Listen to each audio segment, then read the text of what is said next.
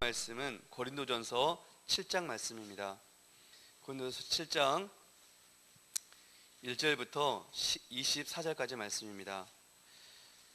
고린도전서 7장 1절부터 24절까지 말씀입니다.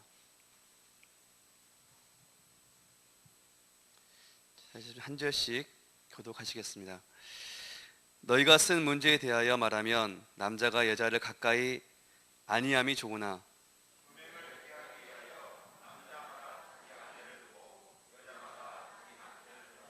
남편은 그 아내에 대한 의무를 다하고 아내도 그 남편에게 그렇게 할지라.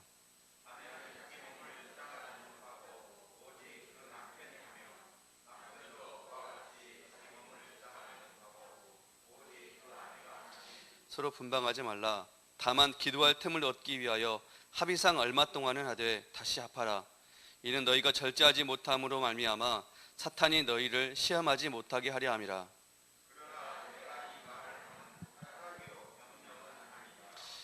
나는 모든 사람이 나와 같기를 원하노라. 그러나 각각 하나님께 받은 자기의 은사가 있으니 이 사람은 이러하고 저 사람은 저러하니라.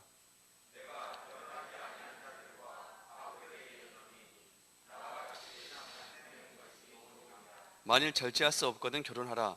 정욕이 불같이 타는 것보다 결혼하는 것이 나으니라.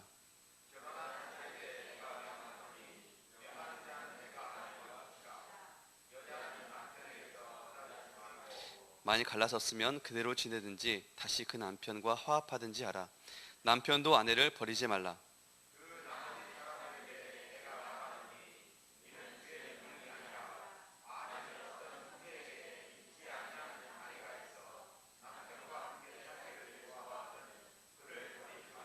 어떤 여자에게 믿지 아니하는 남편이 있어 아내와 함께 살기를 좋아하거든 그 남편을 버리지 말라.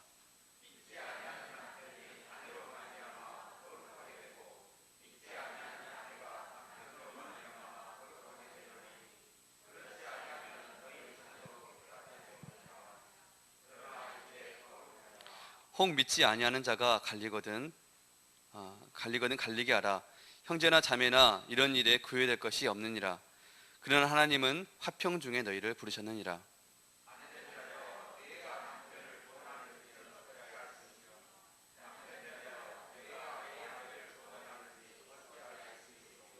오직 주께서 각 사람에게 나눠주신 대로 하나님이 각 사람을 부르신 그대로 행하라. 내가 모든 교회에서 이와 같이 명하노라.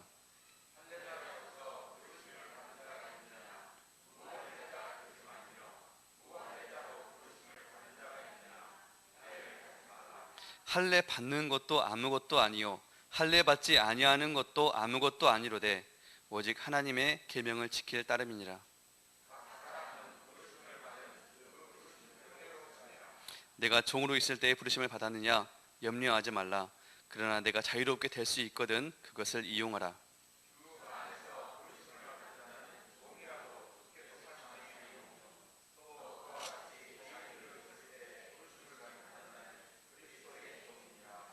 너희는 값으로 사신 것이니 사람들의 종이 되지 말라. 각각 부르심을 받은 그대로 하나님과 함께 거하라. 아멘. 이 시간 결혼에 대하여라는 주제로 목사님께서 말씀 전해주시겠습니다.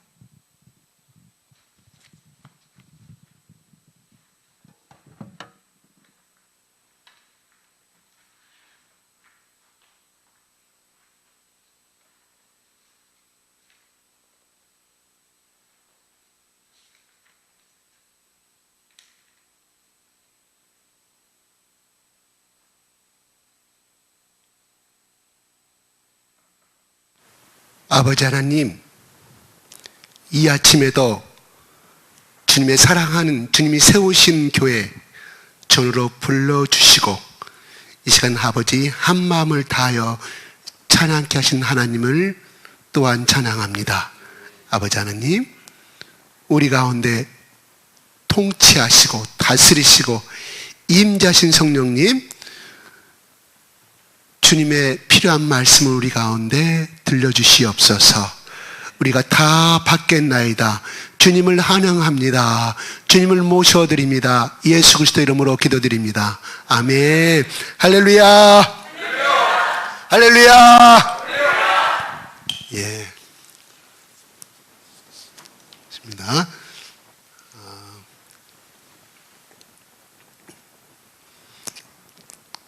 오늘 우리 주일학교에 꼬마아이가 열려진 내 문틈으로 자기 모습을 보이지 않고 목사님 안녕하세요 목소리 제가 듣잖아 알잖아요. 그래 보고 싶어서 그랬더니 소리가 안 나요. 내가 찾을 줄 알고 숨는 거예요. 책상 밑으로. 그것도 한 명만 숨는 것이 아니라 다른 아이도 덩달아서 같이 숨는 거예요. 너희들 안 보이는데 자기들끼리 막 웃고 떠들고 이렇게 하는 것을 보았습니다. 그 아이들의 노는 모습을 보고, 노는 모습이 아니라 그냥 그들의 그 행동을 보고 내 마음이 기뻤어요. 기쁘다는 것은 뭐예요? 네? 그냥 행복했다 이 말이에요. 그럼 내가 그 아이들의 부모입니까? 그 아이들을 키우는 데 있어서 내가 돈 한 푼 대준 적이 있습니까? 내가 공을 한 적도 없어요. 근데 기쁜 거예요.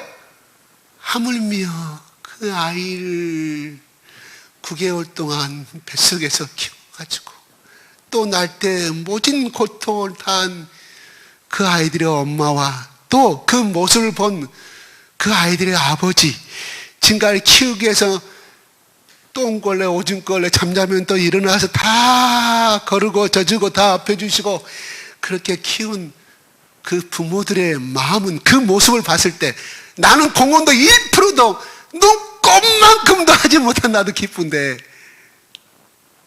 그 모습을 보는 그 엄마의 아버지의 모습은 얼마나 아버지의 마음은 기쁠까요? 제가 생각하는 기쁨과 비교할 수가 없지요. 오늘의 말씀이 그거예요. 오늘 바울은 결혼에 대해서 이야기를 하고 있어요. 그런데 만약에 그 아이들을 키우는 부모가 그 남녀가 결혼하지 않았다고 하면 그 기쁨을 알까요? 절대 모르지요. 몰라요. 오늘 말씀은 그같이 근거로 해서 같이 한번 생각해 볼까요? 오늘 1절에 너희가 쓴 문제에 대하여 이렇게 합니다. 무슨 말인가요? 쓰디쓴 그런 그 약의 그 의미를 말할까요? 그냥 글자로 쓴 질문에 대하여. 그러니까 무슨 말이에요? 바울에게 고린도 교인들이 편지를 보낸 거예요. 질문을. 그래서 오늘 보면은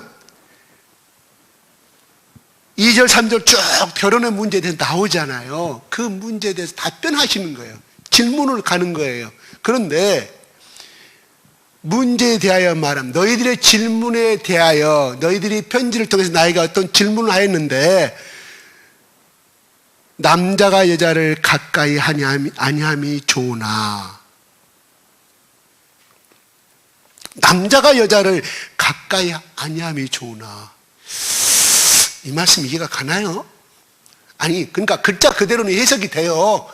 그런데 성경적인 어떤 하나님의 결혼관에 대해서 아니면 바울이 틀린 말을 하고 있어요. 그렇죠? 틀린 말이죠. 아니요, 저 말이 틀렸어요? 창세기 꼭 2장 24절을 제가 여러분한테 올려야 되만 이 말이 맞는가요? 일단 한번 올려봅시다. 한번 창세기 2장 24절 시작. 네, 시작.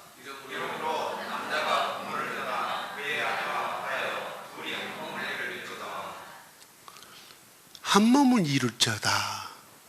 분명히 하나님은 결혼하라고 말씀하셨어요. 바울은 자기가 하나님이 아니면서도 남자가 여자를 가까이 아니함이 좋다. 관계를 갖지 말라 이 말이에요. 남자가 결혼을 했는데 그 말입니다. 지금 한 몸을 이룬다고 뭐라고 그래요? 저번에 제가 관계를 갖는 것을 의미하는 거예요. 육적인 표현으로는 하지 말라 이거. 결혼을 했는데 영어 성경이 타치라고 그래요. 타치, 스킨십. 그 타치라는 의미는 스킨십뿐만 아니라 그 다음 단계, 부부만이 할 수 있는 그 관계를 말하고 있어요. 하지 말라니 많이 하면 좋다. 바울은 그렇게 말하는데 여기에서 잠깐 우리가 오역을 잘못 생각할 수가 있어요. 이거는 그 헬라의 문법상으로는요, 우리 한글에는 따옴표가 있잖아요. 인용표가 있잖아요. 논문 쓸 때 인용표 쓰잖아요. 쌍심표, 영점 쌍심표 쓰잖아요. 바로 그들이 질문을 어떻게 했냐면, 고린도 교인들 중에는 은혜를 많이 받아가지고 한쪽으로는 우리가 영으로선 자유함을 덧입었으니 여 밑에는 마음대로 해도 좋다. 왜? 영과 육은 분리되어 있기 때문에 이건 죄가 되지 않는다. 방탕주의로 빠진 사람이 있는 반면에 예수를 믿어도요, 잘못해서 가지고. 두 번째는 은혜를 많이 받아, 은사도 많이 받아가지고, 이야, 우리가 예수님 오실 날이 별로 남지 않았는데, 들림 받을 날이 별로 남지 않았는데 꼭 부부관계를 맺을 필요가 있느냐. 이건 더러운 것이다. 이게 이제 헬라니즘의 영지주의, 이혼론적인 것을 말하는 거예요. 영과 육이 분리된 거. 그래서 우리는 육을 억제를 시키고 금욕으로 해야 된다. 하지만 부부관계를 맺지 않아야 된다. 왜? 예수님이 신랑으로서 우리를 모셔오는데 이 땅에서 부부관계가 무슨 문제냐. 금욕으로 가야 된다. 극단적인 것으로 가게 되는 이 두 가지 파가 있었다 이 말이에요. 그래서 논란이 있어서 교인들 가운데, 그래서 바울에게 쓴 편지가 바로 이거예요. 어떤 편지냐? 남자가 여자를 가까이 아니하면 옳다고 생각하는데 당신은 어떻습니까? 이 인용표예요. 바울이 말하는 것이 아니에요. 너희들이 이제 예수님 오실 날이 얼마 남지, 금욕주의자들, 우리는 금욕으로 가고 싶은데 이게 교인들 가운데 반대를 한다. 우리는 이것을 하고 싶은데 당신은 어떻게 생각하시나요? 우리는 내 아내와 관계를 갖지 않고자 하는 것이 우리의 소원이다. 당신은 어떤 견해를 갖고 있느냐. 이 말이 뭔 말이에요? 우리의 신앙이 옳으니까 바울 선생이 여기에 동의해달라 이런 말이에요. 그래서 그 너희들이 말했던 그 말을 이렇게 따온 거예요. 바울이 말한 것이 아니에요. 우리는 아내와 관계를 갖지 않고자, 이것이 옳다고 우리는 생각한다. 이 말을 그대로 바울이 인용한 거지 바울의 생각이 아니라 이 말이에요. 이해했어요? 네, 이해가 가죠? 이미 아시는 분은 아시겠지만 혹시 여러분들이 잘못 생각할까 봐, 바울은 그래서 야, 바울도 이렇게 말했는데 결혼할 필요가 뭐가 있느냐, 이렇게 이 말씀만 인용해 가지고 할 수가 있기 때문에 제가 말씀을 이런 뜻이라고 말씀을 가는 거예요. 그러면서 그러니까 바울이 어떤 답변을 하냐, 너희들이 이렇게 질문했지, 좋다고 말했는데 그 질문에 대해서 나는 이렇게 답변한다. 시작.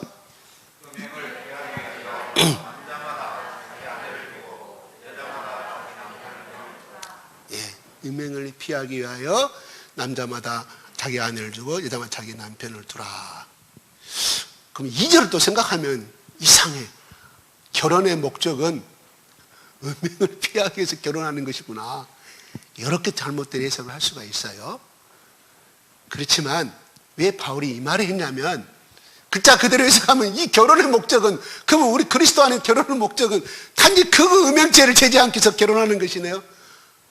물론 그 일면도 있죠. 어떻게 보면 만약에 이 세상에서 결혼에 대한 제도가 없다고 하면, 아니 이 세상이 아니라 우리 한국만을 생각합시다. 얼마나 많은 혼란이 생기겠습니까? 그렇죠? 엄청나게 많은 것이, 결혼이라는 제도가 없었다고 하면. 그런데 그 당시 고린도 교인들 중에 그런 어떤 밤마다 그렇게 즐기는 그런 것이 체분화되어 있어서 그냥 그거에 대해서 죄로 생각하지 아니한 사람들이 너무 많았다 이 말이에요.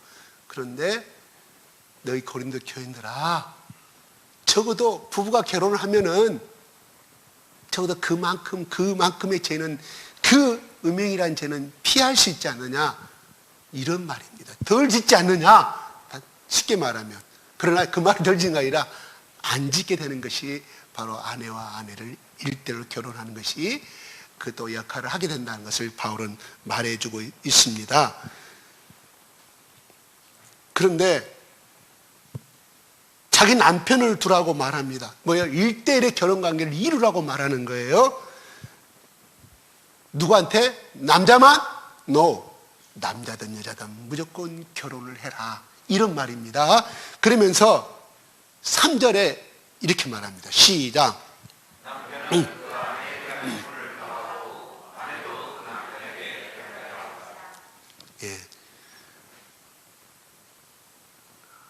여기서 남편은 의무를 다하고 아내도 의무를 다하라고 그래요.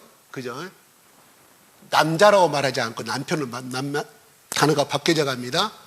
이 말은 무슨 말이에요?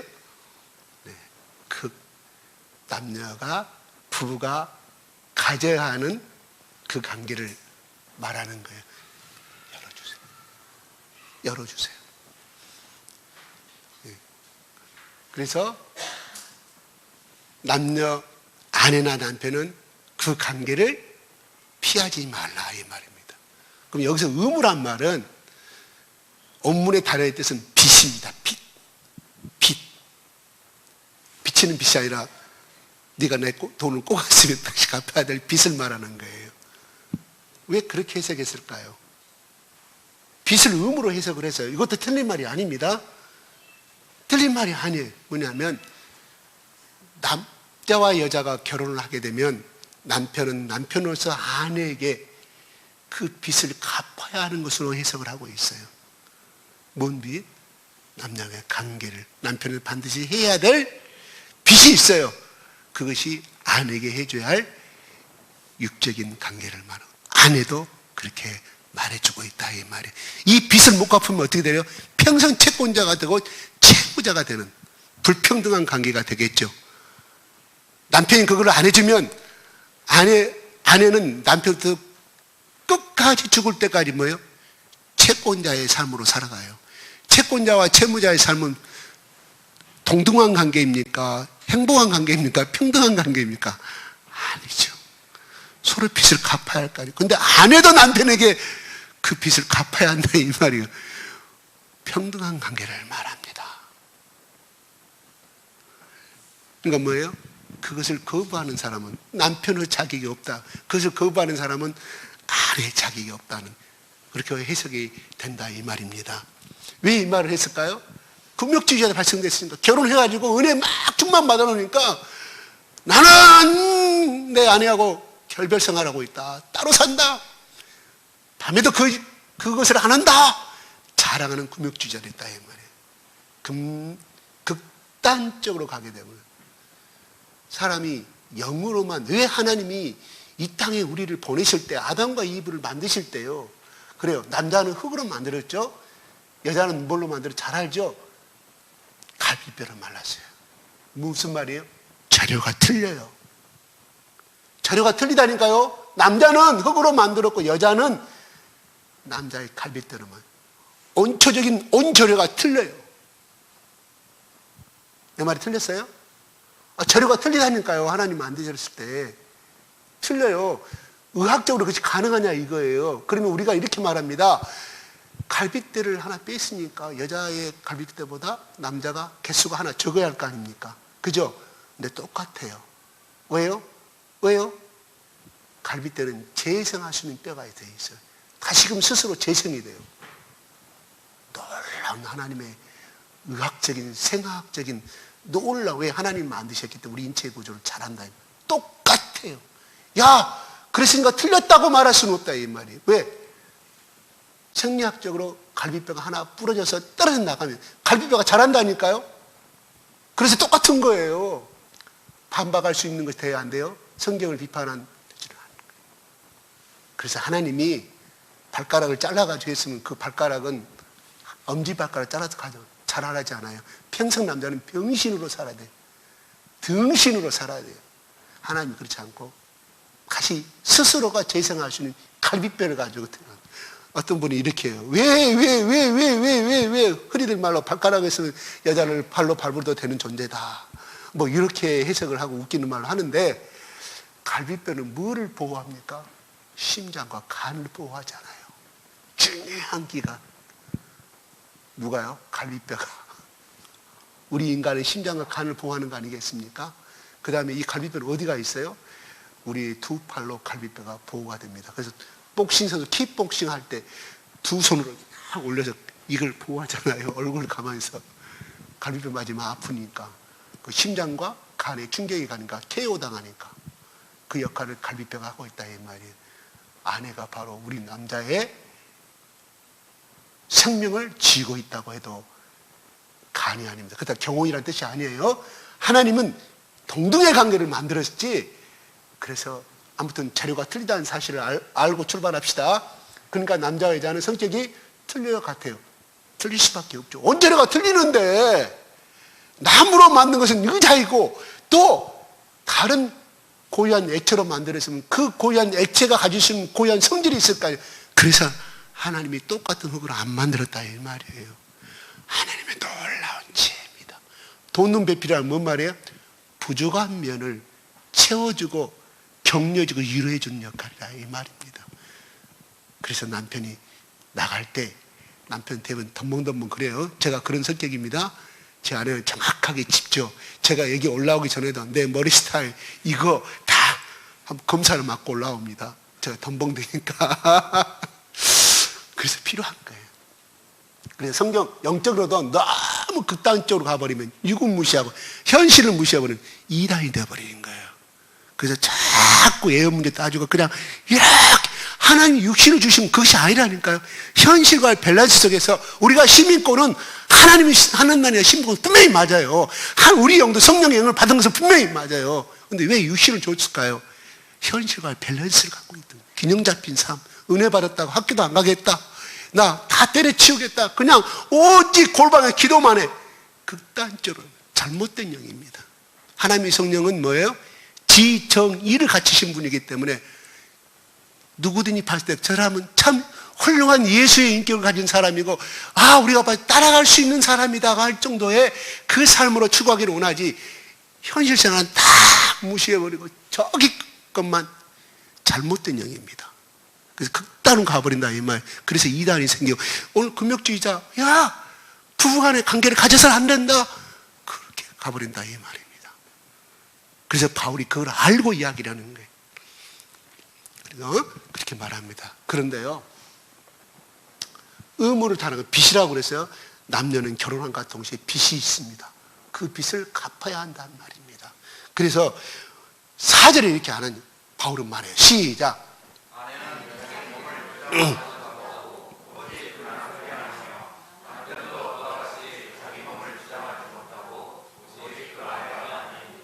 이거는 그대로 해석합시다. 내가 싫다고 해서 남편이 요구사항을 무시해버리고 또 남편도 싫다고 해서 아내가 그 밤에 잠자리를 그 요구하는 거절하지 말라 이 말입니다.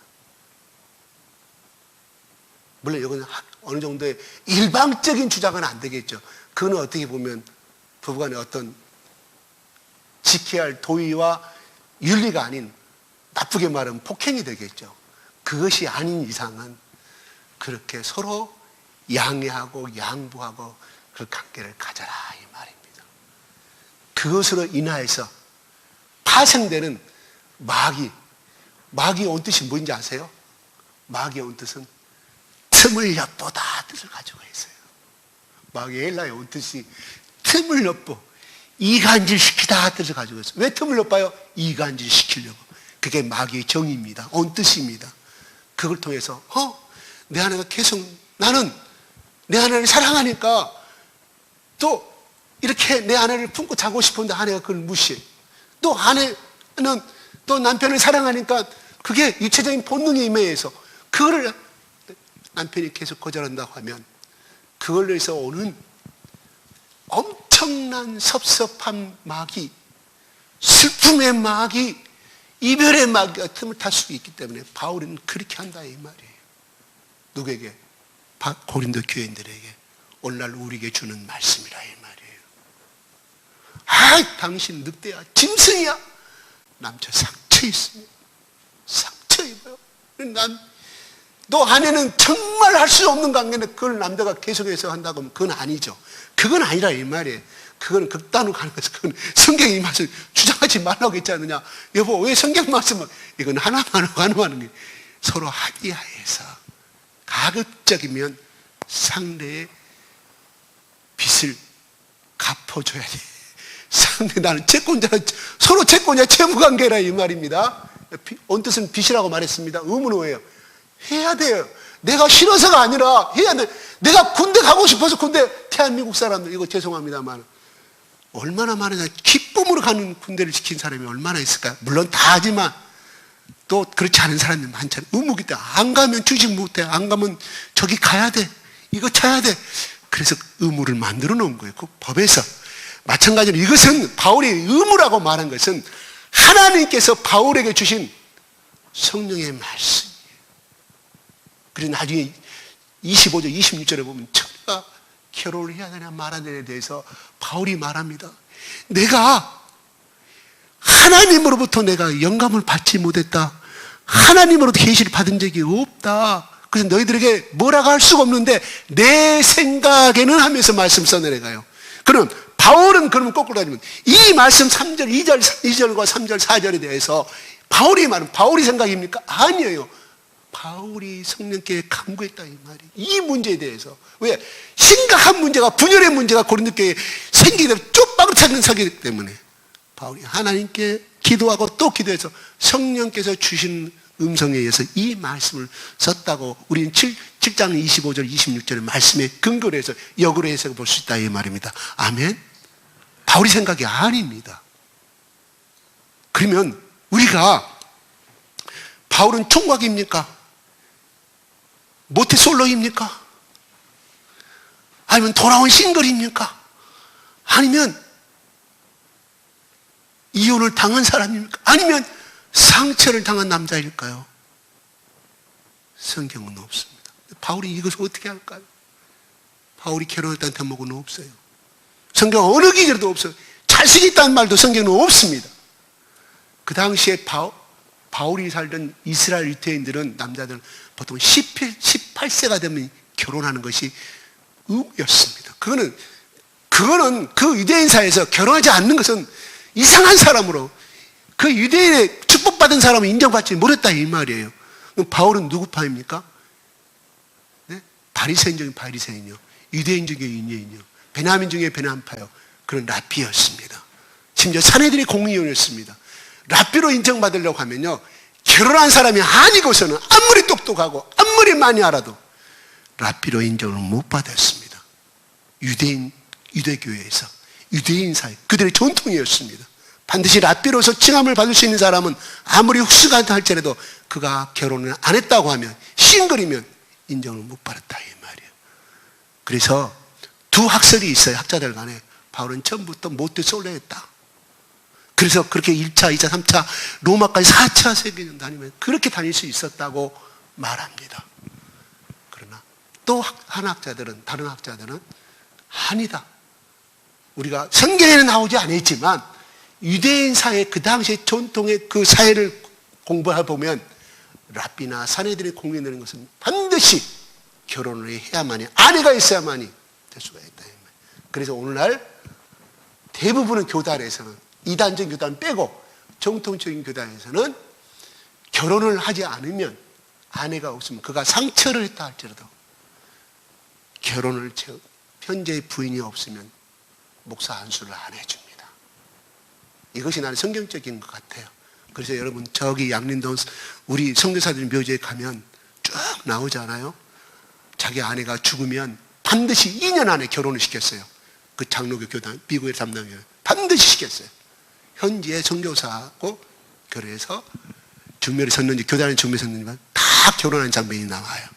부인들이 병으로 죽었다거나 반드시 결혼을 시킵니다. 왜요? 우리의 육신이 약하기 때문에. 만약에 우리 육신이요, 예수를 한 번 믿으면 절대 제약된 생각을 안 하고요, 신령한 몸이 돼가지고 죽을 때까지 그런 어떤 정말 미워하지도 않고 어떤 상황이 와도 예수님처럼 살 수만 있다고 하면 얼마나 좋겠어요. 근데 하나님은 우리의 몸을 그렇게 안 만들어. 천국에 올라갈 때까지는 그 육신의 몸으로 그대로 살아가게 만들었어요. 만약에요, 신령한 몸으로 변화돼 이 땅에서 그렇게 살아간다고 하면요, 우리는 예수 그리스도의 보혈을 부를까요, 안 부를까요? 안 불러요. 잊어버려요. 예수님 사랑을 할까요? No. 저 아이들이 커서 엄마의 사랑을 알까요? 지금 알고 있어요? 몰라요. 그냥 좋게 해주니까 엄마가 사랑한다는 개념도 모르고, 아이들은 그냥 엄마가 최고로 알고 있는 것 뿐이에요. 사랑의 의미를 알고 있어요? 잘해주니까. 마찬가지로 그래서 그들은 어때요? 자기 욕구로 안 들어주면 길바닥에 누워버리잖아요. 충남로 가다가 들어 누워버리잖아요. 왜 사달라고 소리 쳐버리잖아요. 사랑을 모르니까 대치는 거예요. 우리가 만약에 그렇게 돼버린다 이 말이에요. 그래서 우리는 죽을 때까지 이 육신의 몸에서는 절대 벗어날 수 없게끔 하나님이 그렇게 만들었어요. 그래서 불완전한 구원이라 이 말이에요. 예수님 우리 천국 갔을 때는 영원한 죄를 범하지 않고 살 수 있는 것처럼, 자 그렇습니다. 그래서 우리가 여기서 보면 현실 생활의 부부의 관계를 어떻게 해야 될 것인지 여러분 스스로가 판단하고, 제가 뭐라고 할 수는 없겠어요. 그냥 저는 말씀만 가지고 이야기합니다. 예, 저는 말씀만 가지고. 그래서 절대로 아내가, 특히 제 입장에서 말합니다. 아내가 남편의 품으로 왔을 때는 싫든 좋든 무조건 깨어나 주십시오. 아버, 내가 오늘 피곤해 죽고 내가 오늘 하루 종일 했는데 당신 지금 뭐 하는 짓이야? 당신같이 거룩한 사람이 왜 나한테 이렇게 오냐고 하면 평생토록 상처받아요. 누가, 아내가, 남편이 그런 말 했을 때, 제가 그렇게 행동했기 때문에 그래, 죄인이라서.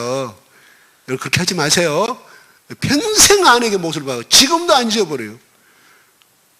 아니 안 잊어본다니까. 그 상처를. 누가? 나는 잊어버렸어.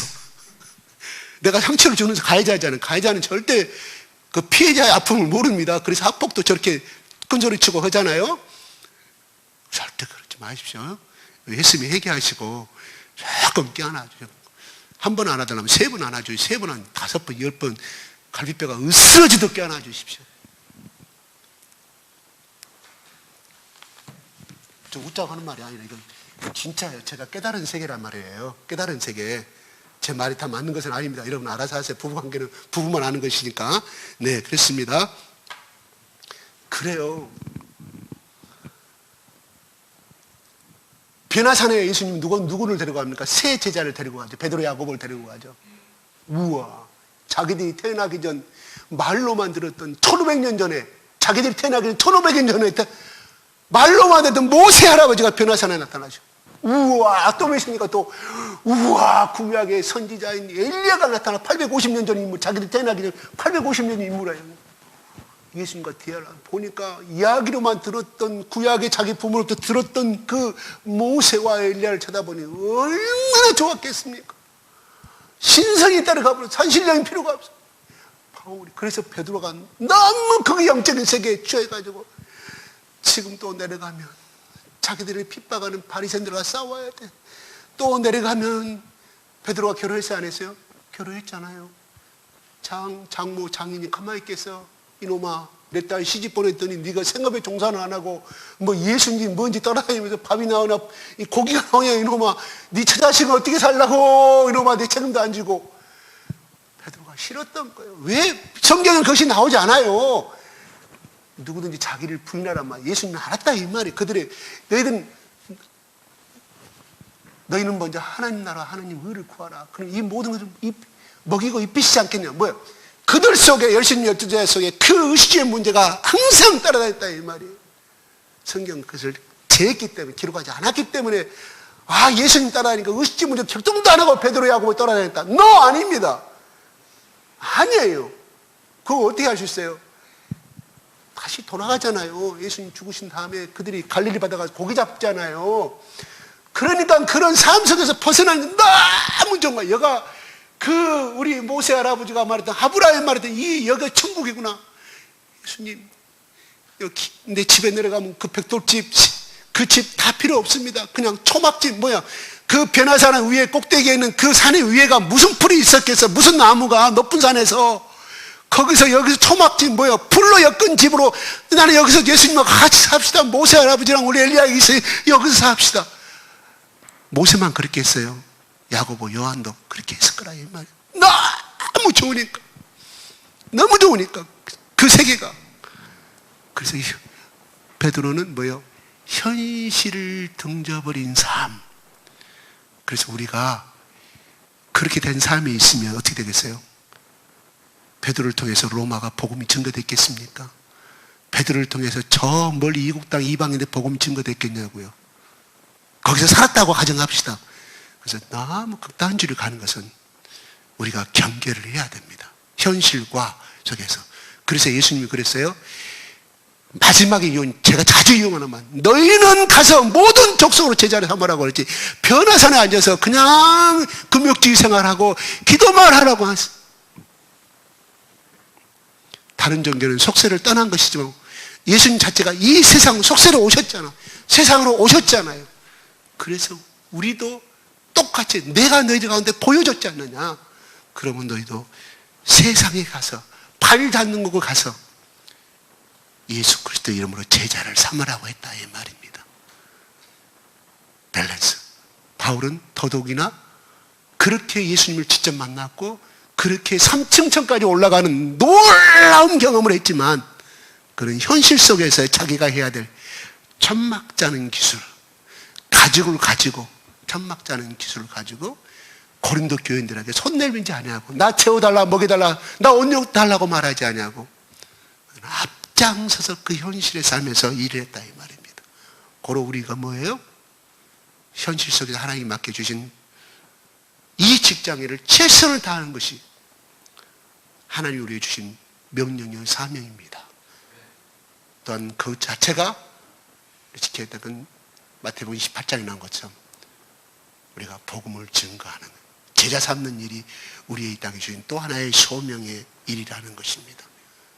저는 이렇게 말해요. 오늘 저녁에 수요 예배요. 오늘 주일 예배요. 주일을 지켜. 근데 직장의 상사가 오늘 나와서 어쩔 수 없이 이걸 해야 한다고 가정했을 때 저는 이렇게 말하겠습니다. 그날 저녁, 토요일날 저녁에 24시간 다 해도 날 세계에서 오는 경우가 있고요. 그래서 그거를 선택할 것인가.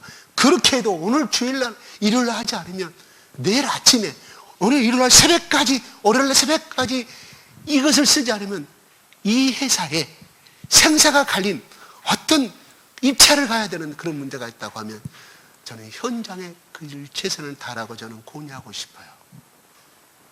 그런 것도 노력도 하지 않냐고. 나는 주의를 지켜야 됩니다. 나는 주의를 지켜야 됩니다. 현실은 열심히 해놓지 아니하고 시간 되면 각각 퇴근해. 자기가 봤을 때는 이 사람이 일주일 동안 그거를 준비했다고 하면 주일날 네가 원하는 신앙에서 나는 관여하지 않겠는데 너 이렇게 했지 않느냐. 그러면서 네가 원하는 일은 다 하지 않고 네가 맡긴 일은 다 하지 않고 주일날 이걸 주장하면 얼마나 이타적이 아니라 이기적인 행동이겠습니까? 저는 거기에 최선을 다하라고 말씀드리고 싶어요. 그 사람이 이 사람이 날씨개고 주일도 안 가고 이렇게 빼먹고 했네. 그 사장이 감동 먹어요. 그 다음엔 어때요? 그 감동 없고 미안했기 때문에 다음에 주일을 지키면 뭐라 하지 않는다. 근데 그 일을 안 하고 상사가 직장에서 내가 월급 받잖아요. 그 사장이 나에게 월급 주잖아요. 그런다면 우리는 적어도 유체적인 거로서는 그분의 노예라 이 말이에요. 최선을 다한다 이 말이죠. 저는 그렇게 권유하고 싶어요. 그래서 오늘날 그거는 행하지 아니하고 나 주일날 교회 가야 되는데 사장이 핍박한다 이것만 앞세운다고 하면 미운 털이에요. 당신 나가주세요. 나는 그건 조금 신앙의 밸런스를 우리가 한 번 더 정립해 봐야 되지 않겠냐 생각을 가져갑니다. 판단은 여러분들이 하셔요. 여러분들이 행동은 여러분들이 하시고 제 의견입니다. 그러면 바울은 결국은 예수님 뭐예요? 그들 가운데 내려가자 데리고 가잖아요. 그래서 또 무엇을 밝혀요? 귀신 만난 쫓아내지 못한 9명의 제자들이 희름하는 장면을 보이게 만들잖아요. 현실은 현실이고 하나님이 그들 가운데 보여주신 이유는 천국이 있다함을, 그리고 내가 내 사랑하는 아들이라고 그들이 듣잖아요. 예수님 네가 옆에 모시는 것이 그냥 인간의 스승이 아니라 내가 내 사랑하는 아들이라고 하나님이 그 세 사람에게 그 변화산으로 데려가신 이유는 바로 그들 가운데 신앙의 교육, 확신을 심어주고 뿌리를 내리기 위해서 하신 것이지 현실과 동떨어 살아라, 금욕주의로 삶을 살아라 한 것이 아니라 이 말입니다. 그게 세상 종교와 다른 점이 기독교라 이 말입니다. 그 다음에 우리는 또 한 번 보겠습니다. 5절 시작.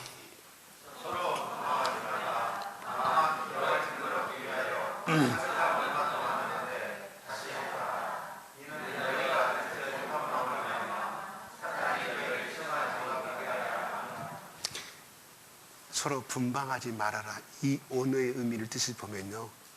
그래요. 글자를 해석하면 서로 갑방 쓰지 말라 이건 겠습니까? 서로 따로 잠자지 말라 이거예요. 지금 분방이란 말은. 근데요. 이 말의 온 뜻은요.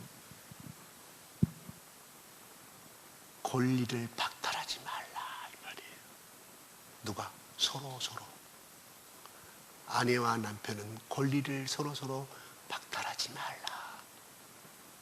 권리가 뭐예요? 권리가 뭐냐? 여기서 말하는 권리는 뭐예요? 한 몸이기 때문에 한 방을 써야 한다 이 말이에요. 한 장소에 자야 한다 이 말입니다. 그것이 비록 넓은 방이 아니랄지라도 두 사람이 그냥 대자로 잘 수 없는 공간이라도 서로 세로로 세워서 자는 거라도 서로 그렇게 맞대어 사는 것이 권리다 이 말이에요. 서로 분방하지 말라는 서로 권리와 박탈을 권리가 가지 권리를 박탈하지 말라 이 말입니다. 명령어입니다. 성령께서 바울을 통해서 성경에는 구약에는 이것이 안 나와 있어요. 신약의 하나님이 바울에게 필요하기 때문에 이 편지를 받고 바울이 얼마나 고민했겠어요. 왜? 성경이 없잖아요. 각방 써야 됩니까? 서로 싸워서 금욕주의 해야 됩니까? 성경은 없어요. 모속경은 없어요. 바울이 얼마나 하나님 앞에 성령의 이 응답을 받게 고민 기도하고 또 기도하고 기도했겠습니까? 바울은 더구나 이때쯤에 바울은 혼자 살고 있었다 이 말이에요. 학자의 가장 신약에 전통한 학자가 이렇게 말합니다. 자, 그분 이름을 모릅니다. 누구든지 권위를 인정해 주시는 신학자들 간에 바울은 그의 바리새인파의 골수 중인 골수였고 랍비였는데 그의 부인은 어떤 사람이었겠냐 이거예요. 부모가 중매를 해줄 때 어떤 사람을 써줬겠냐 이거예요. 거기도 율법주의고 그도 내노라 하는 적어도 유대교에서 내노라 하는 여인을 며느리 삼았을 거라 이 말입니다. 그는 바울은 그냥 핍박 정도가 아니잖아요. 앞장서 가서 죽이고 앞장서 체포하는데 정말 열심히 했던 사람이잖아요.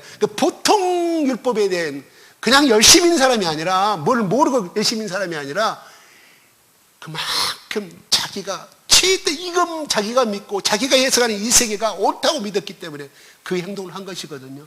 하나님의 영광을 위해서. 그럼 자기 부인은 어땠겠냐.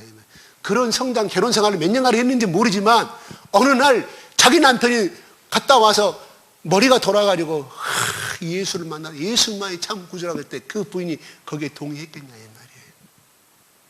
그분의 해석입니다. 제 말이 아닙니다. 그렇기 때문에 또 그분의 아버지는 어쨌겠냐 이 말이에요. 그분의 친자들은 어떻겠냐. 바울은 거기에서 출교당했을 것이다. 출교당한 건 맞죠. 적어도 그 가족들 내에서 친자들 내에서 그 부모로부터 야 며느라 살지 마라. 그리고 그 친정 부모가 야 살지 마. 바울은 쫓김 아닌 쫓김을 당할 것이다. 이혼 증서는 쓰진 않았지만 그렇게 이혼과 같은 삶을 살았을 것이라고 해석을 해요. 그래서 바울이 나와 같이 삶을 사는 것이 옳으나 뭔 말이에요? 생활에 얽매이지 아니하고 그가 그 삶을 살듯이 너희들도 그렇게 살았으면 좋겠다고 말한. 왜 그렇게 말했냐면 그 당시에 1세기의 초대교인들은 예수님이 보신 그대로 곧 속히 오리라고 예수님이 말씀하셨기 때문에 그거를 문자 그대로 믿었다 이 말이에요. 예수님이 말씀하신 그 세계는 하루가 천년 같기 때문에 뭐예요? 이틀 지나면 2000년 아닙니까? 예수님의 언어와 그들이 받아들인 세계는 달랐다 이 말. 문자 그대로 받아들였다 이 말이에요. 곧 내일 모레 오실 것인데 결혼할 필요가 뭐가 있느냐? 야 너희들아 내가 이렇게 떨어져서 살다 보니까 내가 지금까지 이런 사역을 했지 않느냐? 우린 주님 오실 때까지 상급을 받아야 됩니다. 한 명이라도 더 구원을 받아야 되는데 나와 같은 삶을 사는 것이 옳으나 이렇게 말씀하셔요. 그러나 그는 하나님이 주신 은사대로 살아라고 성경에 오늘 본문 말씀에 나오잖아요. 하나님이 주신 대로 이렇게 말하는 거지. 바울이 결혼을 반대하는 것이 아니에요. 오해하지 마시기 바랍니다. 사탄이 너희가 분방할 때 얼마 동안은 하되 정통적인 예를 들어서 무슨 기도 문제가 크게 있다 이 말이죠. 남편이 아내에게 나 이런 문제가 있는데 기도하고 싶다. 한 며칠 동안 내가 산에 가서 금식 기도하고 온다거나, 아내도 마찬가지 했을 때 합의하에 동의하에서 하는 것은 맞으나, 왜냐하면 너희가 절대 못함으로 말미암아 사탄이 너희를 시험하지 못하게 합니다. 예, 잠시 떨어져 있는 순간에 사탄은 틈을 보는 건, 내가 저 남녀가 너무 행복해, 저 아내와 남편인데 저것들을 분리를 시켜야만이 내 부하로 만들 수 있는데, 분리시키는 이유가 뭐예요? 야, 너 같은 것이 예수 믿냐? 야, 너 같은 것이. 그건 뭐예요? 헤어지면 누가 좋아해? 마귀 자기 편으로 틈으로 데리고 올 수 있기 때문에. 그죠? 그래서 그 말입니다. 틈하지 마. 이건 뭐야? 그냥 이거는 뭐라 하면, 그러면서 바울이 이렇게 말해요. 6절에 어떻게 막 이 말하면서 분방해서 서로 합의해서 기도하고 이런 거 기도 제목이 있으면 하는 거 좋으나, 바울은 6절에 그러나 말하면 시작.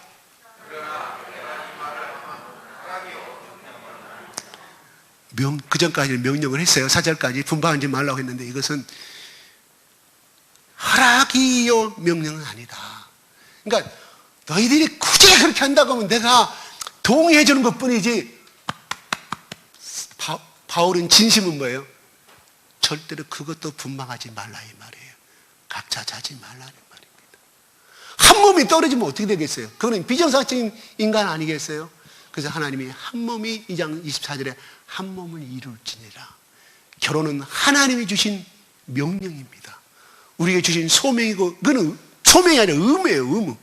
의무라니까요. 빼도 박도 못하는 의무라니까요. 그래서 어떻게?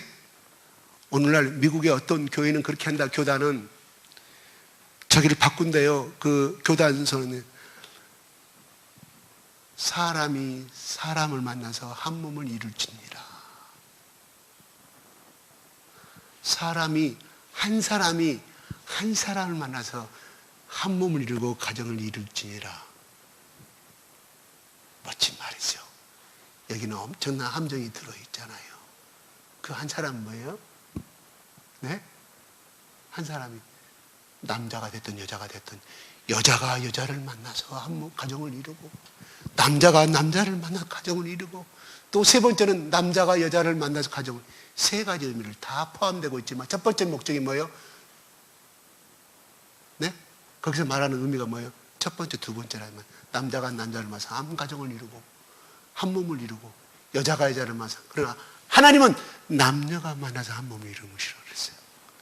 무서운 사탄의 오늘날 이 사상이 뭐잖아, 한국에도 들어온다는 말이 목사님들은 말을 하고 있어요. 참 비극입니다. 하나님은 우리에게 분명히 말씀, 남녀가 만나서 한 가정을 이루고 한 몸을 이룬다고 분명히 말씀하고 있습니다. 나라의 법이 그렇게 바꿀 수도 있겠죠. 언젠가는 미국 따라가고 영국 따라가니까. 그러나 성경에 벗어난 것은 우리는 안 해야 됩니다. 죽도록, 죽을 때까지. 왜? 나라의 법보다는 하나님의 법이 우위이기 때문에. 그 부분에서 우리가 양보할 것은 양보해야 되고, 군대 가는 거 나라의 국방 의무를 해야 되니까 나라 가야 되죠. 그러나 하나님의 창조의 질서를 어긋나는 것에 대해서는 결코 우리가 동의하면 아니 되옵시다. 아니 되옵니다. 아멘? 예, 그렇습니다. 하나님은 우리가 오늘, 제가 서두에 이렇게 말했어요. 서두에. 그 아이의, 두 아이의 나를 놓고 다 보여요. 다 보여. 책상소에 숨어 있는데. 깜찍하지, 귀엽죠. 베리 큐티. 얼마나 귀여운지 그렇게 노는데, 부모가 아니, 공원도 눈탱이만큼, 눈곱만큼도 안 한다도 그 기뻐서 좋은데, 그 부모가 보는 기쁨. 결혼 안 했으면 그 부모가 그 기쁨을 느낄까요? 부부가, 하나님은 우리에게 남녀가 한 몸이 되는 주시는 엄청난 기쁨. 하나님이 만드신 다음에 아담을 먼저, 하와를 먼저 안 들었잖아요. 하와는 누가 만들었어요? 언제 만들었어요? 한 동물, 한 짐승 하나하나를 다 아담 앞으로 인도해요. 아담이 뭐예요? 이름을 지어요. 이름을 짓는다는 것은 뭐예요? 영리하다는 뜻인가요? 아담이 이름을, 그 동물의 이름에 맞게끔 이름을 지은 거. 그 특색에 맞게 이름을 지었다는 것은 그 동물 하나하나에 같이 매겼다는 뜻이에요. 그냥 하찮은 동물이 아니라 거기에 아담이 다 이름을 지어놓고 보니까 하나님이 보시기에 좋지 않았더라. 혼자 독차는 누가? 하나님이. 근데 누가? 아담의 마음을 하나님이 읽었다 이 말이에요. 그 말은 다시 말하면 아담이 찾다 보니까 다 동물 이름이니까 자기와 어울리신 배필이 있었을까요? 없었을까요? 없었어요. 거기에 뭐예요? 모든 동물들과 모든 짐승 남녀의 짝이 있는데, 암수 짝이 있었는데 바울이 아담이 느끼기에 나는 없네. 하나님이 그 마음을 하시고 아담을 잠들게 해서 하와를 만들었다 이 말이에요. 이불을. 아멘. 하나님 하시고 누구를? 아담의 마음을. 그러면 하나님은 그거를 모르시고 하와를 먼저 안 만들었을까요? 아담의 필요성을 느끼게 한 다음에 하나님 만들어 주셨어요. 할렐루야. 하나님이 놀라운. 처음부터 눈에 깨나 보니까 두 사람을 만들어서 깨나 보니까 여자가 있네? 그런 거 하고 정말 하다 보니까 자기가 필요성을 느끼고 있는데 하나님이 자기를 잠들게 주셔. 그래서 바울이 뭐라고 합니까? 아담 자꾸 바울이라고 그래요. 내 뼈 중에 뼈요, 내 살 중에 살다. 그 말은 내가 기다렸다 이 말이에요. 내가 기다린 그 사람 당신이 바로 당신이었구나. 내가 찾는 사람이 바로 당신이었구나. 그 의미가 포함되어 있어요. 그러니까 바울은 아담은 그 속에 혼자 애로움을 독철 날아가는 저 새들도 짝이 있는데 나는 어찌하여 짝이 없는 거. 하나님 그 마음을 아셨다 이 말이에요. 그래서 바울 아담이 그렇게 감탄사라는 거 그냥 뼈 중에 뼈를 살려나가는데 한 몸이 그 개념이 아니라 내가 정말로 기다렸던 그대가 과연 내 앞에 있는 그대인가. 여러분 결혼은요 계약입니다. 그래서 선포하잖아요. 나눌 수 없느니라. 그래서 마태복음의 19장에 11절하고 12절에 한번 볼까요? 잠깐 시간이 좀 흘러갑니다. 11절 12절 한번 볼까요? 시작. 이 말은 뭐냐면 제가 11장 4절 앞에 부분 제가 생략했어요. 시간이 없으니까. 결혼을 해야 됩니까 말아야 됩니까? 그 말을 질문에 제자들이. 그러니까 예수님이 대답하시는 거예요. 그 다음에 12절.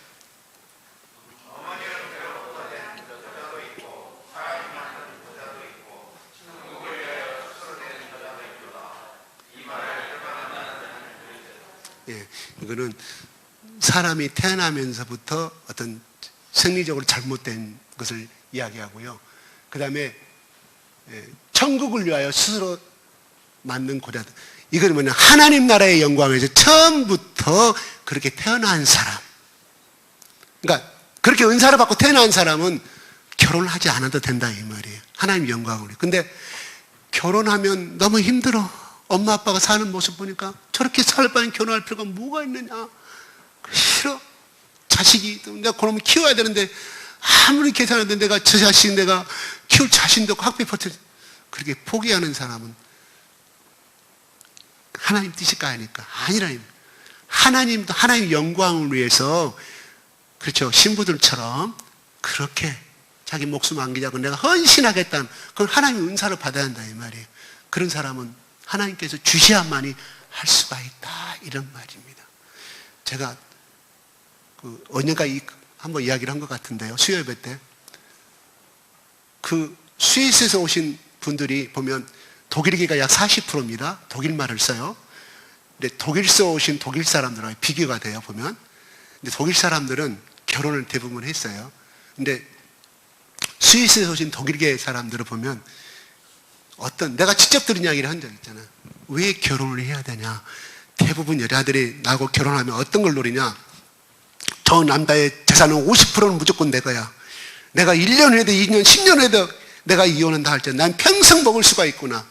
그렇게 하고 결혼을 한대요. 여자들이. 그러면 자기가 평생 노후까지 땀 흘려서 일했는데 그분들이 직접 이야기했어요. 땀 흘려서 일했는데 내 거 뺏길 것이 뭔 필요가 있느냐. 이렇게 해서 이번에 어디 갔다 왔냐. 태국에 갔다 왔대. 휴가 기간 동안에. 태국에 사진 딱 보여줘. 그냥 계약 그냥 이렇게 돈 주고 만나는 사람이에요. 갖고 또 이번 또 한 두 달에 또 간대요. 이렇게 하는 것이 편하지. 안에 있으면 자식도 자식 가지고 아내가 다 뺏어간다는 거예요. 스위스 법이 그런 결혼 이혼법이 그런가 봐요. 50% 아니 60% 뺏어간대요. 자기 알고 짓는다. 그러니까 스위스 남자들이 많은 결혼을 안 한다고 하더라고요. 그 사람 말입니다. 두 사람 다 동의를 해요. 스위스 사람 두 사람이 이렇게 흘러갔어요. 예수를 떠난 삶이니까 그렇게 되는 거겠죠. 아무튼 그렇습니다. 하나님이 그 사람을 그렇게 혼자 독신으로 하나님이 주셨다고 하면 그 길을 가는 거예요. 그렇지 아니하고는 뭐예요? 죄를 짓는 것을 많이. 그래서 젊은 날에 그렇게 소원 많이 해요. 나는 결혼 않고 그냥 은혜 받아가지고 그냥 꼬리 내서 나는 저 아프리카에 가겠다. 어디까지 가겠다. 결혼 안 하고. 난 바울처럼 인생을 그렇게 살 거야. 예수님 저렇게 살 거야. 그런데 대부분 그때뿐이더라고요. 결혼할래 되니까 왜? 자기 친구들이 결혼을 하거든. 다 결혼에 따라가게 돼 있어. 근데 그거를 이긴 사람이 있어요. 아니 이긴 사람. 결국 나이 55세다가 결혼을 했어요. 젊은 때 생각이 달라지잖아. 왜? 죄를 범하니까. 그래서 바울이 오라 나는 공고한 사람이로다. 이 죄악의 사망은 누가 나를 건드려. 그 의미 속에는 그것도 90% 이상이 되어 있다. 도대체 이 바울이 말하는 이 죄악은 뭐냐? 자기 종교를 억제하고 또 바로 그거예요. 남자로서 그 삶을 말한 거예요. 베드로 전서에는 물론 바울처럼 성경 그렇게 많이 쓰지는 못했어요. 신약에 베드로의 쓴 전서에 보면 오라 나는 공고하다. 이 육체의 종에서 이겨낼 자가 어디가 일꽃만큼 있는 거 성경에 찾아보세요. 없어. 왜? 베드로는 자기 부인이 있었기 때문에. 그래서 혼자 독신으로 사는 것은 하나님의 2장 24절에 이 말씀대로 결혼하는 것이 생육하고 첫째죠. 창세기 1장 28절에 유체적인 생육하고 번성하는 거죠. 두 번째는 하나님이 주신 거룩한 가정. 그러면 하나님은 왜 이 가정 부부를 주셨느냐? 결론은 딱 에베소 5장 22절로 25절 26절 28절 한번 올려보세요. 이 말씀으로 제가 마치겠습니다. 시작. 계속 올리세요. 예.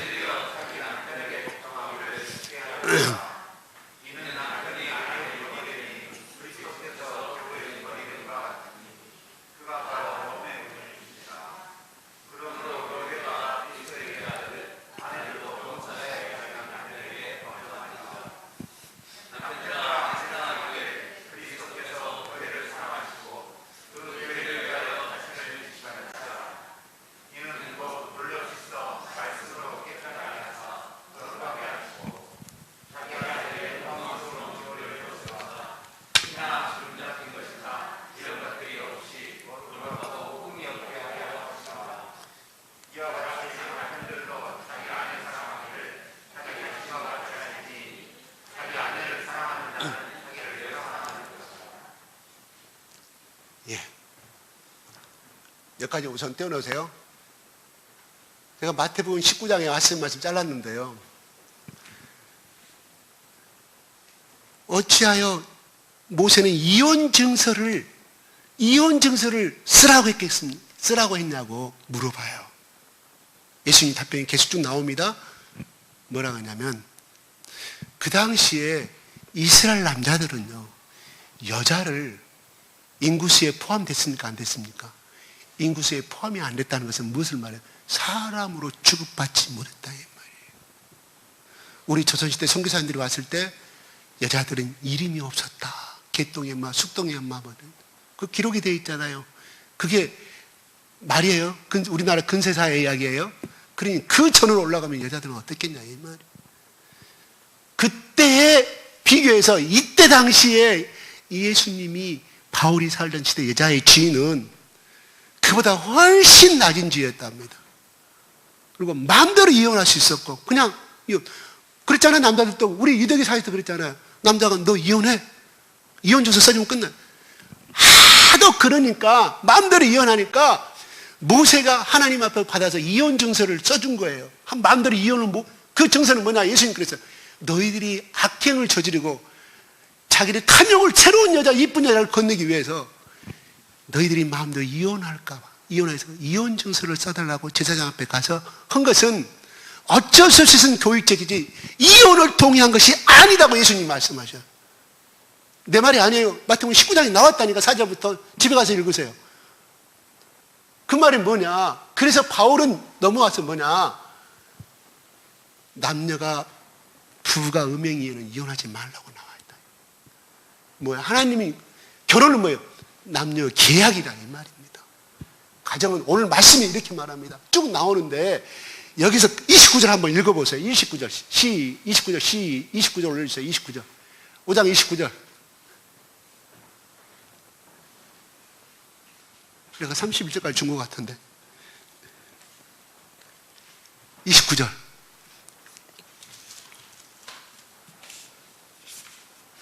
5장 29절 29, 30, 31을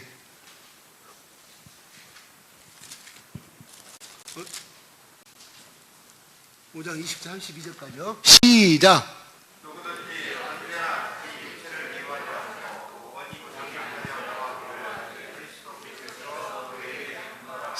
30 그리스도의 몸의 지체라 이 말이에요. 31절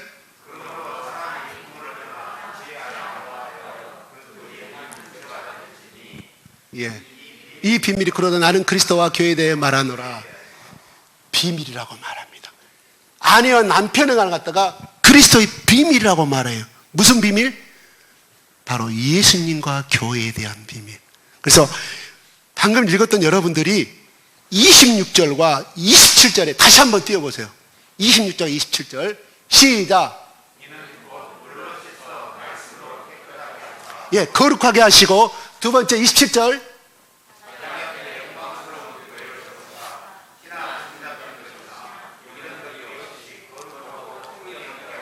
자, 26절, 27절 공통적인 것이 뭐가 돼요? 거룩이 들어가요.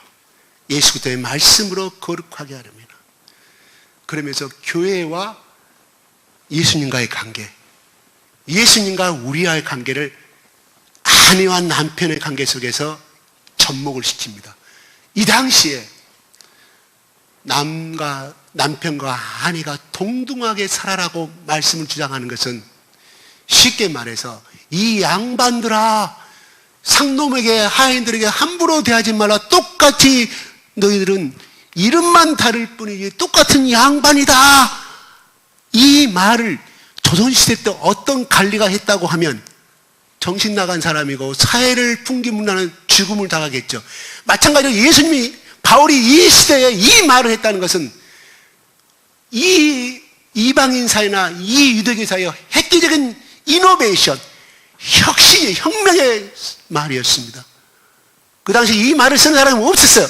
바울은 예수 그리스도를 만나고 성령을 만나고 하다 보니 그 성령께서 남녀는 하나구나. 이 남녀는 하나님의 주신 동등한 관계 속에서 만드신 분이고 바로 예수 그리스도가 이 땅에 오셔서 십자가에 죽으신 이유가 그래 피 흘리신 것은 이 땅에 교회를 세우시게 하신 그 몸을 그래서 교회에 속한 우리는 그리스도의 몸이고 교회는 바로 신부요 신랑은 예수 그리스도 우리가 그리스도인 신자라는 것은 우리가 신부고 예수님이 신랑이구나.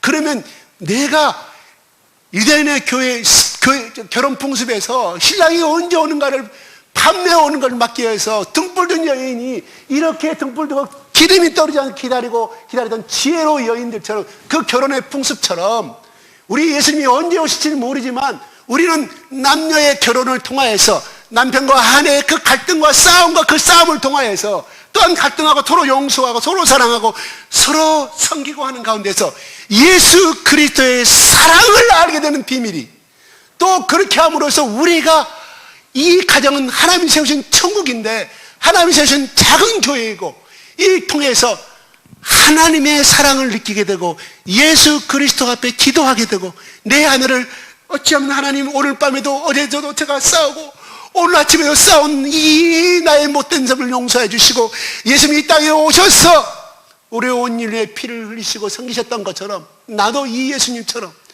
주라고 했으니 내가 남편에게 줄 수 있는 마음을 달라고 기도하고 또 큰소리 치고 간 신랑은 또 집에 울고 자란 아내의 모습을 보고 출근했는데 마음이 저렇게 있습니까? 저기 직장에 가가지고 한구통에 화장실 가가지고 나는 왜 이럴까? 저 연약한 내 아내에게 큰소리 치고 내 주장만, 하나님 나는 왜 이런 사람입니까? 나를 변화시켜 주시옵소서. 이런 날에 예수님이 십자가에 죽으셨는데, 나를 살리셔 나를 선택하셨는데, 나도 예수님의 그 아름다운 그 삶의 사랑으로 내가 아내를 사랑할 수 있도록 기도하면, 바로 그 사건을 통해서 우리의 이 더러운 마음이 한결 거룩한 삶으로 승화되는 단계가 되지 않겠습니까? 바로 부부 관계를 세우신 이유는 바로 우리를 거룩하게 하기 위해서. 할렐루야. 결론은 그거예요. 그런데 오늘날 우리가 중요한 것은 성격이 다르고 매일 말다툼하니까 우리 가운데 우리는 행복하기 위해서 결혼했는데, 사랑하기 때문에 결혼, 나의 가정은 행복이 없다. 도장 찍자. 우리가 겉으로 드러난 것은 행복하기 위해서 결혼한 것이지만, 하나님이 우리를 만드신 것은 계약이라니까요. 계약. 사람이 나눌 수 없는 일. 예수님이 살아생전에 마태복음 그렇게 말씀하셨어요. 사람이 나눌 수 없다고 말씀하셨어요. 계약은 뭐예요? 계약은 깰 수가 없는 것이 계약이라니까요. 언제? 죽을 때까지, 천국 갈 때까지. 행복이 없다고 말하고, 내가 비가 오나 눈이 오나 상기가 놀아. 미국의 어느 정말 그렇지 않은 총장이요, 잘 나가는 총장이요, 정말로 모두 다 인정하는 총장이요, 어느 날 교수를 모았고, 나는 오늘 이 자리에 나는 이 총장직을 내놓겠습니다. 아니, 이 좋은 자리를, 그리고 각 지역사회가 당신은 얼마나 그렇지 않으로서 인격자로 응대하시는지요? 아니었습니다. 제 아내가 아무 선고를 받았고 치매까지 임하게 됐는데, 제 아내는 지금까지 35년 동안 저와 결혼하면서 내가 아플 때나 힘들 때나 짜증날 때나 나를 지금까지 사랑해주고 지켜왔습니다. 나는 내 아내에게 빚을 진 자입니다. 내 아내가 언제 죽을지 모르는데, 내가 마지막 내 이 총장, 이 합장직이, 명예직, 이거 분명 훌륭한 자리인지를 알지만 나는 내 아내에게 빚을 갚을 길이 없습니다. 이제는 내 아내에게 내가 해야 할 때가 왔으므로, 그러면서 깨끗이 물러납니다. 얼마나 멋진 고별사인가요? 그렇죠. 이렇게 된 것은 아내의 헌신도 있었기 때문에, 분명히 그러겠죠. 아내의 헌신, 사랑이 있었기 때문에. 그것도 그렇지만 남자는 명예로 살아가요. 명예욕이 다 있습니다. 그래서 그걸 놓지 않으려고 끝까지 그렇게 선거 때만 되면 저렇게 하는 거 아니겠습니까? 그런데 그 남자는 깨끗이 모두 다 인정하는 그 총장줄 벗어들어 아내에게 마지막 여생을 같이 함께 했다는 그런 실적인 팩트가 있었습니다.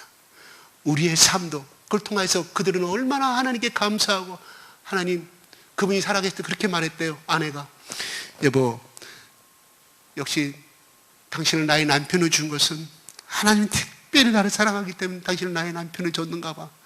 남편은 고백하기를, 아니야, 내가 이렇게 당신한테 사랑을 받고 내가 행복한 이 기쁨의 삶을 살 수 있는 거는 당신이, 내가 하나님 보시기에 내가 악한 사람을 혹시 빗나갈까 봐 당신 같은 여인을 나한테 준 사람이라고 서로 고백한 삶을 살았기에 그렇게 마지막도 그렇게 아름다운 선택을 할 수가 있었다, 이 말이에요. 우리는 결혼하는 것은, 그래, 세상 사람들은 행복하기 위해서 하는 것은 맞습니다.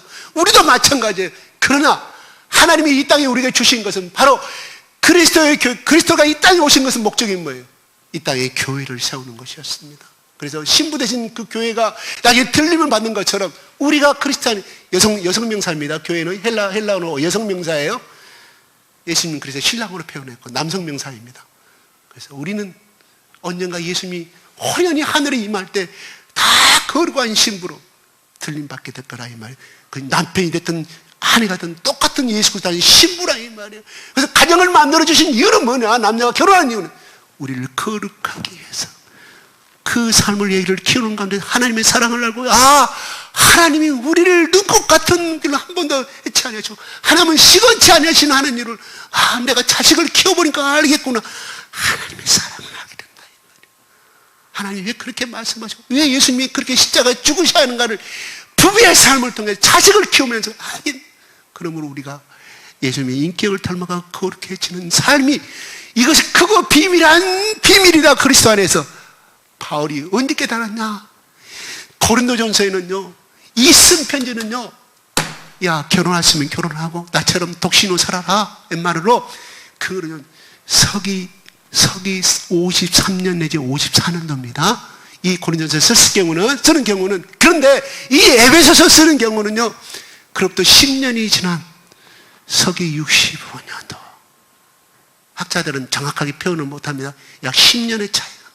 예수 그리스도의 사랑을 더 깊이 느끼다 보니 10년 후에는 한 몸이 이룰지라.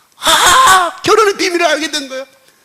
고린도전서에서는 결혼의 비밀을 자기는 그냥 적어도 그래요. 그때도 성령께 주시는 거지만 성령은 우리의 손을 움직이고 우리 감성을 움직이는 것은 내가 성숙해지는 만큼, 내가 살아온 성장 배경만큼, 내가 경험한 배경만큼 그거를 이용해서 하나님이 쓰셔요. 그래서 지정의를 하신다 이 말이에요. 10년 전에는 그만큼 신앙이 더 얕아서, 신앙이 얕은 건 아니죠. 예수님 만난 지 20년 넘었는데 그 고난과 십자가의 고통을 다 느껴본 사람 아닙니까? 죽음에도 처해본 사람 아니겠습니까? 빈궁에도 쳐보고 가난에 쳐보고 하나님 나를 쓰레기같이 몰아넣었다고 5장에 그렇게 6장에 고백하지 않습니까? 그런 바울이 10년이 그런 가운데서 이 말씀을 썼어요. 그런데 에베소만 10년이 더 지나서 쓴 말씀. 그러니 비교가 안 되는 거예요. 얼마나 바울의 신앙이 이렇게, 신앙이 아니죠. 예수님이 그렇게 인격을 닮아. 결혼의 비밀이 그랬구나. 그래 결혼을 하나님 만들으셨구나. 할렐루야.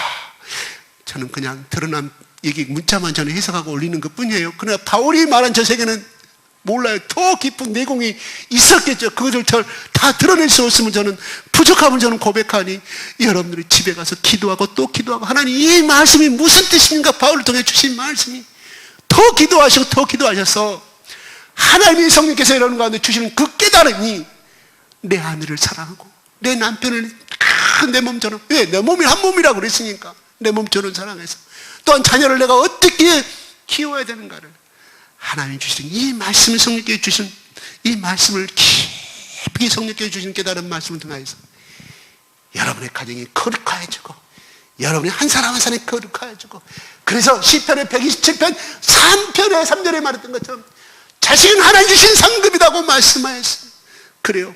내가 지금은 이 정도 빼이 못했지만 여러분이 마지막 죽는 시간 전에 적어도 자식이 정말 누구한테도 인정받고 하나님 앞에 인정받는 그런 놀라운 인물을 하나님이 보게 만드실 거라 이 말이에요. 야곱은 하루 세 끼를 걱정해야 될 가난에 시달린 사람이었습니다. 가뭄이 들어서. 그런데 누구예요? 요셉 하나 잘 키워가지고 나중에 말년에 보고 그게 하나님이 주신 상급이라, 방패라 이 말 아닙니까? 할렐루야. 그거예요. 우리가 하나님 자식을 잘, 예수 그리스도 잘 키워야 되는 건 뭐, 하나님의 온전한 뜻을, 야곱은 누구? 요셉은 그것을 뜻을 실행하는 사람을 하나님이 세우셨지만 야곱은 자기가 축복을 거예요. 죽은 다음에 40일 동안 누가 야곱이, 요셉의 아버지 야곱이 죽은 다음에 그가 국무총리였습니까? 직관도 없어요. 직분도 없어. 아무것도 없어요. 야곱에 총리도 아니고 아무것도 아니고 관리도 아닌데 야곱의 온 사람이 40일 동안 장례식을 치르는 화려한 축복도 받게 되잖아요. 할렐루야. 그렇습니다. 우리가 하나님 우리를 결혼시킨 것은 행복이 없으니까 우리는 이혼하자 계약을 파고, 우리는 행복하기 위해서 하는 것이 아니라요, 거룩하기 위해서 하는 거예요. 거룩하게 살다 보면 하나님이 그 중에 기쁨과 행복도 덤으로 주시는 거예요. 우리는 행복하지 않는 성격 차이로 있잖아요. 성격 차이. 그래요. 성격 차이도 있지만 그 중에는 격을 빼버리면 뭔 차이예요? 네? 성격 문제를 해는 격을 빼보자고요. 그래서 부부든 정말 그 관계도 하나님이 주신 의무입니다. 이걸 여러분들이 잘 하셔서 분방하지 마라? 분방해서는 안 된다. 바울은 그렇게 깨달아. 그걸 다 떠나지. 이건 다 아무것도 아니에요. 우리를 거룩하게 하신 이 말씀하고 기회를 바울이 깨달은 그 세계. 여기서 마칩시다. 기도합시다. 하나님 아버지, 오늘도 우리 가운데 귀한 말씀 주심을 감사합니다. 아버지 하나님, 하나님이 바울의 손을 통하여서, 하나님이 바울의 지정의를 통하여서, 하나님이 바울의 눈을 통하여서 오늘 우리에게 주신 이 말씀들 우리가 온전히 깨달아 알 수는 없습니다. 중요한 것은 아버지 하나님, 오늘 들으신 이 말씀 하나하나를 현재 나의 결혼의 삶에, 나의 가정의 삶에, 부부의 삶에, 아버지의 삶에, 남편으로서 아내의 삶에, 부모의 삶으로 이 말씀이 임하여 주셔서 하나님, 우리를 부르신 것은 아버지, 우리를 거룩해 하기 위해서 하나님이 예수 그리스도가 이 땅에 오신 것은 이 땅에 거룩한 교회를 세우셔서 교회의 지체가 되고 예수 그리스도의 지체가 되는 우리 몸을 거룩해 하기 위해서 하나님이 우리 가운데 결혼을 주신 줄로 믿습니다. 아버지 하나님, 이 부족한 것이 이 말씀들을 다 온전히 깨달아 알 수가 없고 아버지 하나님, 극히 일부분만 전하였습니다. 아버지, 나의 부족함을 용서하여 주시고 이들이 다시금 돌아가서 기도하고 말씀 볼 때 아버지 하나님, 내가 전한 것보다 더 많은 10배, 100배, 1000배의 영감을 주셔서 아버지 하나님, 이 땅에서 나의 아내와 나의 남편을 향한 이 결혼관이 예수 그리스도의 결혼관으로 가치관으로 바꿔지게 하여 주시옵소서. 세상 사람들이 결혼하는 그 결혼의 인생의 목적이 아니라 하나님이 크고도 비밀한 그 비밀의 이 결혼의 이 의미를 깊이 깨달아 알아서 아버지 하나님, 아내는 남편을 감동시키는 아내가 되게 하시며 남편은 남편으로서 권위적인 그러한 것이 아니라 연약한 아내를 손으로 붙잡으면 아버지 끊어질 것 같고 구부리면 넘어질 것 같은 나의 아내를 아버지 하나님, 나의 한 몸이 된 이 귀한 하나님의 말씀으로 인하여 진정한 예수 그리스도 안에서 한 몸이 되어서 하나님, 내 아내를 감동시키는 남편이 되게 하시고 또한 하나님이 주신 상급이라고 말씀한 이 자식들은 나의 영광을 주셔서 그런 것이 아니라 하나님의 영광을 주신 자식들이요, 자식들을 감동시키는 부모가 되게 하여 주시옵소서. 감사와 찬양을 돌려드리며 우리 예수 그리스도 이름으로 기도드리옵나이다. 하나님 감사합니다. 아버지 하나님 영광 받아 주시옵소서. 아버지 하나님 감사합니다. 하나님 감사합니다. 하나님 감사합니다. 우리 가정을 통해서 하나님 영광 받아 주시옵소서. 우리 가정이 더욱더 거룩하게 되기를 원합니다. 하나님 아버지, 내가 더 예수 그리스도의 보혈의 피로 남편으로서 가장으로서 거룩하게 되기를 원합니다. 하나님, 나의 남편을 사랑하는 아내로서의 돕는 베풀로서의 아버지 예수 그리스도의 보혈의 피로 거룩하게 되기를 원합니다.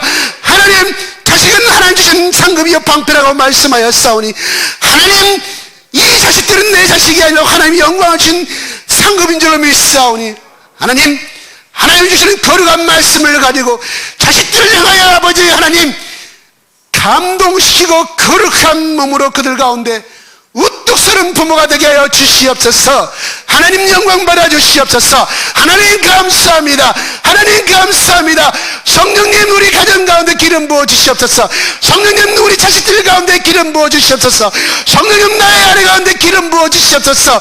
성령님, 나의 남편 가운데 기름 부어 주시옵소서. 성령님, 나의 자식 가운데, 나의 딸 가운데, 아들 가운데 기름 부어 주셔서 우리 아버지 하나님, 나의 자식을 통하여서 하나님 주신 자식을 통하여서 홀로 영광 받아 주시옵소서. 거룩한 자녀가 되기를 원합니다. 예수 그리스도 이름으로 기도드리옵나이다. 아멘.